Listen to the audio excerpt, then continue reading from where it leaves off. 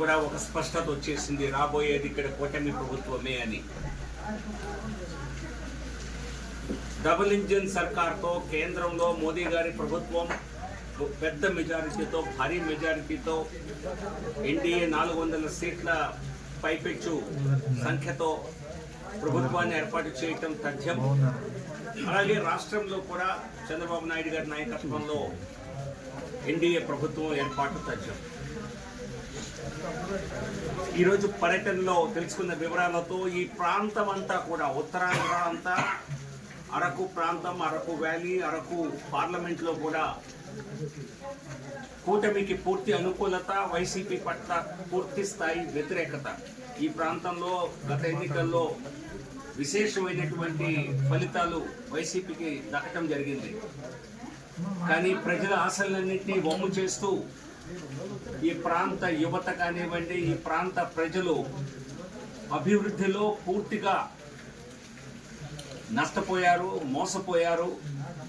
ఒక పక్క కేంద్ర ప్రభుత్వం విశేషమైనటువంటి సహాయాన్ని, సహకారాల్ని, పథకాలని అమలు చేస్తున్నప్పటికీ కూడా రాష్ట్ర ప్రభుత్వం బాధ్యతారహితంగా ఉండటం వలన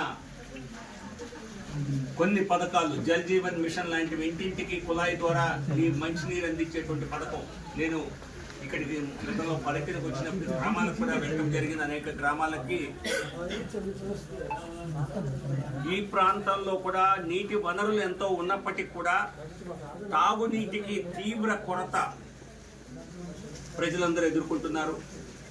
బేసిక్ ఫెసిలిటీస్ కూడా లేవు. సామాన్య ప్రజానీకానికి ఇళ్ళు కానీ, సరైన నివాసం కానీ, రోడ్లు కానీ, కేంద్ర ప్రభుత్వ నిధుల్ని, అనేక పథకాలని, ట్రైబల్ సబ్ ప్లాన్ నిధుల్ని అన్నింటినీ కూడా స్వాహా చేయటమో, ఇతర పథకాలకు మళ్లించడమో జరిగింది.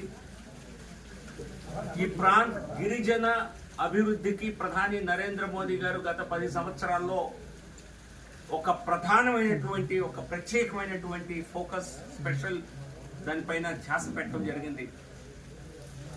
దేశానికి మొట్టమొదటి గిరిజన మహిళ దేశాధ్యక్షురాలుగా ఎన్నుకోవటం, రాష్ట్రపతిగా ఎన్నుకోవటం, అలాగే ప్రతి పథకం కూడా ప్రభుత్వం ప్రకటించిన, కేంద్ర ప్రభుత్వం చేపట్టిన అన్ని పథకాలు 100% ట్రైబల్ విలేజెస్ లో వెళ్లాలని చెప్పి, ట్రైబల్ పాపులేషన్ కి చేరాలని చెప్పి 100% సాచ్యురేషన్ కవరేజ్ కింద గత 5 సంవత్సరాల్లో పర్టికులర్ గా పథకాలు నిర్మించడం జరిగింది.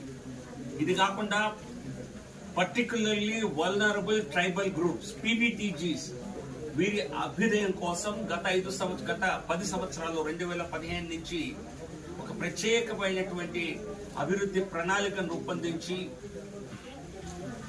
పర్టికులర్లీ వల్నరబుల్ అంటే ట్రైబ్స్ లో కూడా ఇంకా చాలా వెనుకబాటుతనానికి గురైన వారు, రిమోట్ విలేజెస్ లో ఉండే వారి కోసం మరి అభివృద్ధి పథకాలని ప్రవేశపెట్టి వారందరికీ అందజేయటం జరిగింది. ఈ ప్రాంతాల్లో కూడా పెద్ద సంఖ్యలో వారికి గృహ నిర్మాణం కూడా జరుగుతోంది, పూర్తిగా 100% కేంద్ర ప్రభుత్వ నిధులతో.